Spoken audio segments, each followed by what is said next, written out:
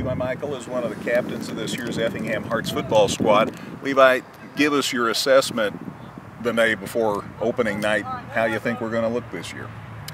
I think we're gonna be all right. Certainly lost some firepower from last year and the size, and anytime you lose someone like Grant, that's pretty hard to recover from. But I think we're gonna be not quite as big, but we're gonna be pretty fast all around, a little faster than last year. So that's good, and we're gonna try to go hurry up in our offense to try and wear the other team down. So hopefully that works and gets them a little tired, so we can take advantage of that. I know last year we had an awful lot of seniors playing. As a result, there's a lot of change this year. You're one of the few guys that did get an appreciable amount of time last year. That kind of thrusts you into a leadership position. Yes, it does. It's a lot to play with, but I'm ready to take that challenge on. So it's an ambitious schedule this year. Yeah, it is. A lot of the first 3 games are away, and it's quite a drive to all of them. So if we can do good in those 3 games, I think it'll be good for our season. So there's been all these years, consecutive seasons of making the playoffs. Is that something that you guys, this year's squad, think a lot about? I do. I don't know about everyone else, but I certainly like to get at least the 10th year in a row. So it's going to be a lot of pressure on us, I think. So I didn't even give you a chance to talk about about what you're going to be doing this season on the football field. I'm going to play in middle linebacker and up back in Brown. So. Okay. So a lot of opportunities for leadership out on the field as well. Yes. All right. Well, all the best to you, Levi. Thank Look you. forward to seeing you tomorrow night. Thank you. Tyler Johnson's one of the Hearts captains this season. Tyler, give us an assessment about what you think the team's going to be able to achieve this season. I think it's going to be challenging but rewarding, but I feel like we're going to go somewhere this year, and I'm looking forward to it. Give us an idea about where we'll see you on the field. I'm going to be at the outside linebacker position and just trying to do my job to help the team win. I know you've been battling the injury bug here in these first few days of practice. How you feeling? A lot better than what I was dealing with. A dislocated shoulder a week ago, but I'm ready to go, strap it on, and get after it Friday. Pretty ambitious schedule this season for the Hearts. Yeah, it's going to be a tough one. We got a lot of harder teams with the rearrangement of the Apollo Conference, so it's going to be a challenge for sure. I asked Levi, how much do you think about the fact that the Hearts have this string of playoff appearances on the line this season? That's a tough one. I don't know where to go with that one. So it's not something you think about every day? Well, I mean, I think about going to the playoffs, but I mostly concentrate on what week we're at right now and just taking it one step at a time. Focus on Breese now and let the rest of the weeks take care of themselves. Yeah, for sure. What do you like best about football? The contact, that, and I just like being a part of a team. Just like feel like we're a football family, and that's something you can't get from other sports. I feel like football, it's a lot closer knit, but that's just my opinion. Very good. Tyler, all the best to you, and we'll look forward to seeing you on the field tomorrow. Taylor Claar is one of the captains of the Effingham Hearts this season. Taylor, give me an idea about what you think we can expect from your ball club this year. As always, we're definitely looking to go to the playoffs, get that 10th straight playoff run, and like last year, repeat as conference champs. A lot of changes on the team this year. So many seniors graduating last year. You're one of the constants. This will be your 3rd year as a starter, and that kind of puts you in a leadership position, I'd say.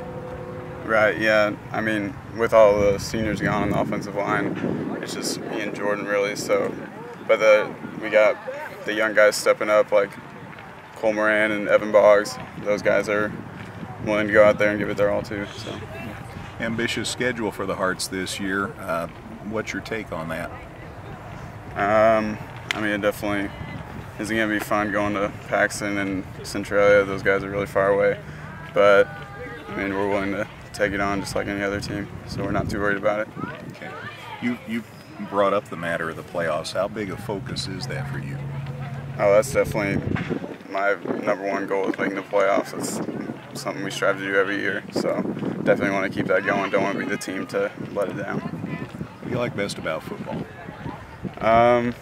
basically the camaraderie between the teammates and stuff, just coming out here having fun every day. So it's my favorite part. Taylor, I appreciate the visit. All the best to you, and we'll see you tomorrow night. Thank you. Appreciate it. We had a chance to talk with Nathan Vail, one of the captains of the Effingham Hearts, about the upcoming season. Nathan, give me an idea about what your expectations are for your ball club this year. Nothing short of the best. 9-0. That's what I want. So that's what we're going to try and do. We've heard a lot about this schedule, about it being so ambitious and lots of road games and things like that. What's your take on all that? It's going to be a tough schedule, like Coach said. Toughest schedule in 10 years, so it's going to be hard. But I guess maybe that makes it taste that much better when you do well? Yep, if we can get a good record, it'll be good. A lot of changeover from last year. Obviously, you know that firsthand because you had the opportunity to quarterback periodically when John was out for whatever reasons, and so you at least got a feel about how things are going to work. Yeah, I got to go at the end of the games and when John got hurt, so I've had some experience, but not a lot. Yeah, but I guess that's what practice is about. Yeah, that's what I've been working on. That's probably my weakest, is not having a lot of experience at it. So give me an idea about what you like best about football. The friendships you make with people. Just waking up at 6:15 and coming and lifting and running. Those people, it will go a long way. Talking with Hearts coach Mike McDonald, we had a chance to visit with him on the radio opening day of practice. You've had a chance to see a few things in a few days. What's your take on how things are progressing? Well, we've scaled back on what we're doing offensively and defensively simply because we got so many young guys playing and a lot less experience, and so we wanted to concentrate on our basic offense and defense and do the things that we can do, but do them well. And so that's what we've been concentrating on. We've been getting after it, hitting quite a bit, and so we're a little bit banged up here and there, but some things we just had to get done. We need to find out who was going to be guys that are going to go out there and hit, and who wasn't, and the guys that are going to be playing Friday night are the ones that have shown they can get it done in practice. And so, like I said, we've been concentrating on the fundamentals, and then obviously we're trying to get what Breese is going to be doing to us. So it's a fine line between working on your fundamentals and finding the time to really game plan against what they do. Yeah. You've got a guy in Mike Martz that's back as their quarterback this season, and he's pretty good. Yeah, he is. One of the things, we don't expect him to really throw the ball deep, but he's an accurate thrower. So if he's throwing within 25 yards, he's pretty accurate. And we saw that when we saw their scrimmage last Friday, and we saw that, and he still has that accuracy. We think they're going to spread out and they're going to try to run the ball. They're a rushing team, and they use their screens as another way of rushing. If we consider screen passes rushing plays really, because you're just throwing the ball around the line of scrimmage and doing some things. So they're going to spread out, show us a lot of formations, and the Martz kid is smart. He's been in that program for 4 years, and this is his second year as a starting quarterback, and he runs it well. And we're going to have to do some things to stop him, but for the most part, we're just going to have to play good, sound assignment football and know what we're supposed to do. And then once we see where the ball's going, we got to go get it. Yeah. Now, everybody notices the skill players. That's not fair to the linemen, but that's kind of how it is. But Nathan had some experience in the varsity, playing for John some last year. Logan carried the ball a lot, particularly when Grant got hurt. How are things shaping up as far as the ground game? Well, Nathan's going to be a good runner. Nathan has always been a good runner since when he was a freshman through where he is right now, and he's got good size. I mean, he's 6 foot and he's 190 pounds, and so he's an extra running back in our backfield, and that's probably the strength of his game. He's really improved his throwing, and unfortunately, we got a lot of young guys we're throwing to. I don't know how many receptions we got back. I think Zach Blumker's got the most receptions, and that might be like 4 or 5 from last year. So You know, it's just going to be how our receivers react in game, how well we do. But we got a lot of good receivers, and Caden Vaughn has looked exceptionally well. You know, he's a real strong kid. He's built low to the ground, so his leg strength is going to be real important to us. You know, he's kind of where Nate McDonald was last year, and playing that same position. And Nate had some big games for us, so we expect Caden to be able to do the same thing.